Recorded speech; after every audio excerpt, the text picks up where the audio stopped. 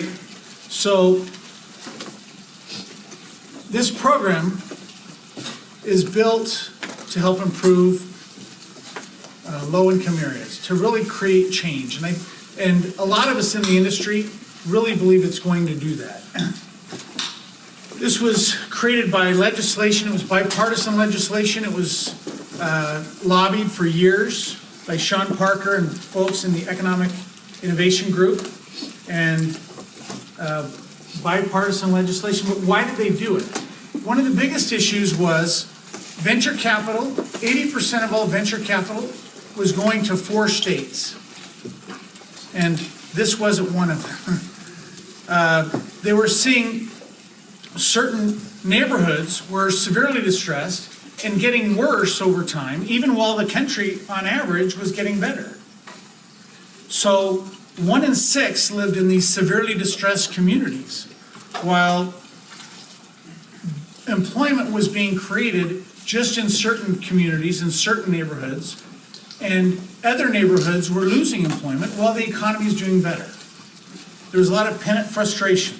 New business creation was happening in certain prosperous neighborhoods, and it wasn't happening in other neighborhoods. And they're able to identify these neighborhoods. And they wanted to create something that would really make a difference. Each governor was given certain guidelines that they had to follow, that based on unemployment, average median income, and number of people, percentage of people living in poverty. So these zones were created, nominated by governors, approved by the U.S. Treasury. They're in place until 2028. We're not sure. We doubt that they're going to change them beforehand. I was on the phone with a woman from Idaho that says, look, we've got great connections. We think we can get our development moved into an opportunity zone overlaying our development. And I said, I don't think so. And most of my peers don't think that's going to happen. So here's some general areas in the greater Salt Lake area,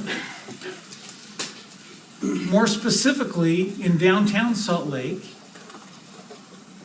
And these are some of the statistics they looked at when they were nominating them. Percent of people in poverty, just in that one little census tract, 25% live in poverty. The average income in that area for people living there is 49% of the area median income. And here's another, there's another area that's kind of similarly situated right here in downtown Salt Lake. And if you look in Utah Valley, there's some parks there, the American Fork and South Provo as well. But they're all over the state. St. George has some, Ephraim, Cedar City. It's about 1/12 or 1/11 of the state. In general, I believe it's 1/11 of the U.S. geography is considered an opportunity zone. Okay, so there's 4 benefits.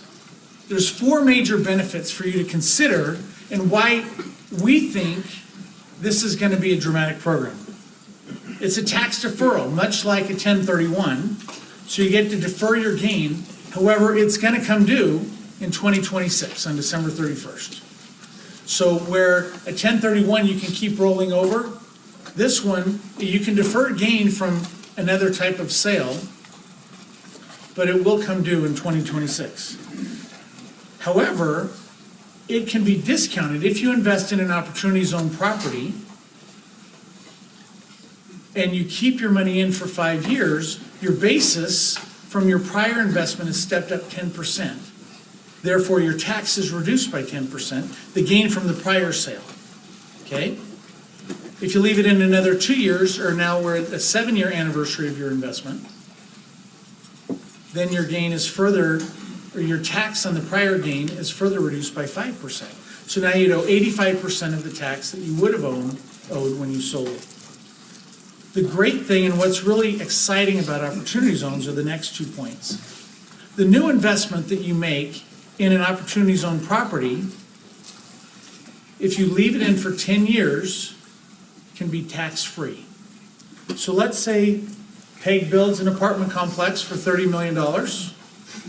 At stabilization, it's probably worth $36 million or more. After another 8 or 9 years, at the 10-year anniversary, it could be worth 45 million. That 15 million in gain has no tax. The basis is the fair market value. And the basis continues to increase over time if you leave your money in there. We're gonna have questions afterwards, and I'm gonna let the attorney answer that if you don't mind. Then the other cool part about this and how this is dramatically different than a 1031 is that on your prior sale, let's say you sold a property for $15 million and your basis was 5, you get to take your 5 million out today. Where in a 1031, you have to roll the whole sale price into the new deal. This one, you get to pull your basis out, tax-free. Again, this is more specifically what we described, and I believe the handouts are in the folders here.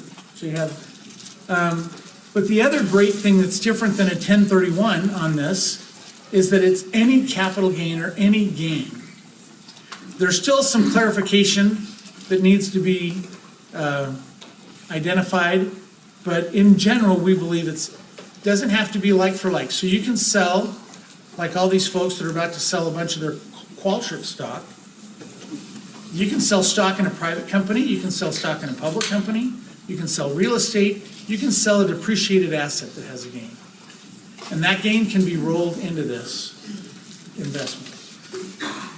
One of the other interesting aspects is it has to go through a fund. You can't do a direct investment. So PEG and other groups, we've created a fund. You have to invest through a fund. You can't just put cash right into the property. It has to be, and there are certain specifics that Jim will talk about in his presentation, or he can answer in Q&A. And then it goes into the property. Some other interesting characteristics. Let's say you own some land and have owned it for years. You can't, how do I put this? You pretty much have to sell it. The property has to be acquired by purchase after December 31st of last year to qualify. For you to have it qualify, you can sell it into a new entity where you own less than 20% or less. It has to be an unrelated party transaction. Must go through an opportunity zone, as we said. And then one of the trickier things too, it has to be original use. So if you buy the land and it's gonna be the first building that's gonna be on this land, that qualifies, but you have to spend more than what you purchased the land for. Or if you're buying an established piece of property, you're going to improve, you have to spend at least the amount of your basis, less the value of the land and the value of the personal property. Okay? So if you buy a $10 million building, and you have to assess what percent of the purchase price do I attribute to the land, what do I attribute to the personal property that's there, subtract those, and let's say it's $7 million after that. You have to spend at least $7 million improving the property for it to qualify. A lot of folks think this is going to be big news. There's publications all over the country that are writing about this, how it's going to be the biggest break for a lot of luxury development in low-income areas. And so, and the more as I've been watching this, we're seeing money come off the sidelines to invest in these types of projects. I know our fund has committed to more than $1 billion worth of projects to date, and we're looking to do significantly more investment as well. One of the other things you need to think about,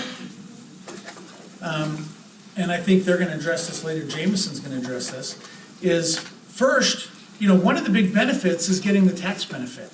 And if you leave it in for 10 years, it potentially can improve your internal rate of return by 3%. Okay? But that can't be your first goal, right? The first goal is I want to keep the money I already made. I don't want to lose it. We're going to talk about, we look for established developers to partner with. That's why we're working with David today.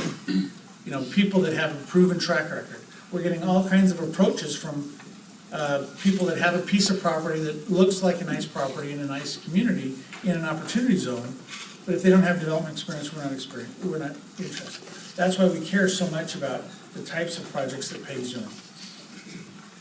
And with that, I'm going to turn over to Jim Kelly. Please help me welcome Jim Kelly.